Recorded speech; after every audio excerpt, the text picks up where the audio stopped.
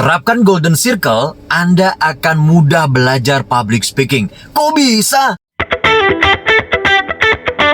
Konsep Golden Circle pertama kali dikenalkan oleh Simon Sinek. Simon Sinek ini adalah seorang penulis buku terkenal bernama Start with Why. Dalam bukunya Start with Why, muncullah konsep Golden Circle. Jadi Golden Circle ini terdiri dari 3 bagian utama. Yang pertama adalah why, kemudian kedua adalah how, dan terakhir adalah what. Konsep inilah yang kemudian menjadi buku Start with Why. Konsep Golden Circle ini banyak digunakan dalam banyak aspek, termasuk dalam komunikasi. Kok bisa kemudian kita ketika menerapkan menggunakan Golden Circle akan semakin memudahkan kita belajar mengenai public speaking? Jadi seseorang yang akan belajar mengenai public speaking sebaiknya tahu dulu berangkatnya itu adalah dari why. Start with why.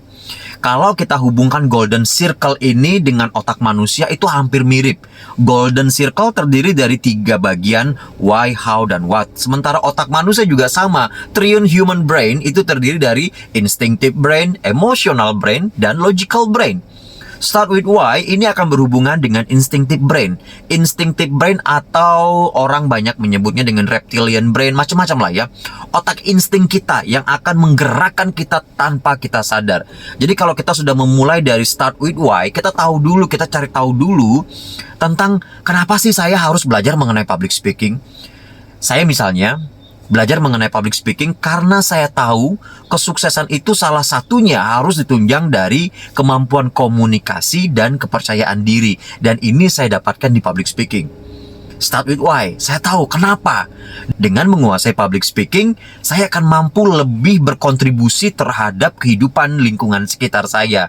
Dalam pekerjaan saya, dalam hobi saya, dalam keluarga saya, di sekitar masyarakat, berkontribusi untuk bangsa dan negara. Sehingga ketika kita tahu tentang start with why-nya, kenapanya yang menjadi purpose buat kita, jika ada satu hal yang membuat kita kemudian putus asa karena sudah berkali-kali mencoba kemudian kita gagal, kita ingat lagi tentang why-nya dan itu menjadi motivasi buat kita tidak menyerah. Karena banyak terjadi, semangatnya di awal saja, begitu mencoba beberapa kali salah kemudian menyerah. Tapi kalau kita sudah tahu why-nya, kenapa kita harus belajar mengenai public speaking, kenapa kita harus menguasai public speaking, maka kita punya motivasi yang kuat. Itu yang pertama, start with why. Setelah kita tahu why-nya, baru kemudian lanjutkan dengan how, bagaimana. Kemudian kita belajar mengenai public speaking, masuk di kelas public speaking, membaca buku tentang public speaking, atau menonton konten-konten tentang public speaking seperti yang hari ini.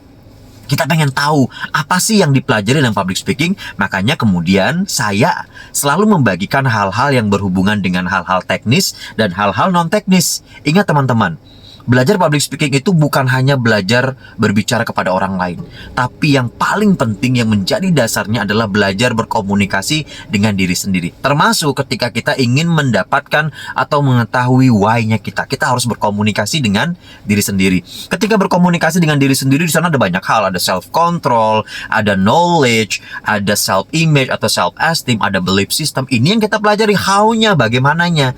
Karena kita tahu ada ilmunya, jadi semua orang bisa belajar.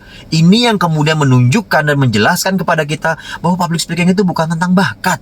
Semua bisa dipelajari.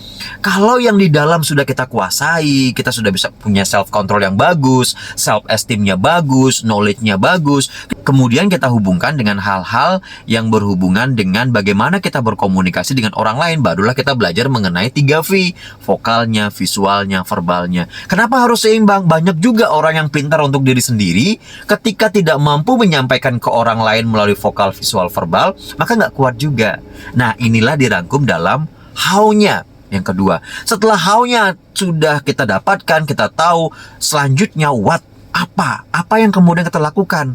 Maka kita akan menjadikan public speaking ini, kemampuan public speaking ini sebagai sebuah skill yang kita gunakan setiap hari agar menjadi keterampilan dan kebiasaan.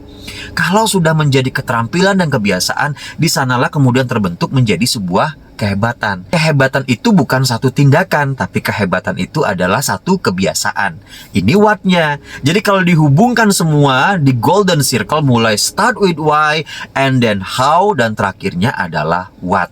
Kalau teman-teman melakukan 3 bagian di Golden Circle ini, saya sangat yakin teman-teman akan menguasai public speaking dan ini akan menunjang kesuksesan Anda di bidang apapun yang saat ini Anda geluti. Semoga bermanfaat, tetap latihan, tetap semangat, tetap konsisten.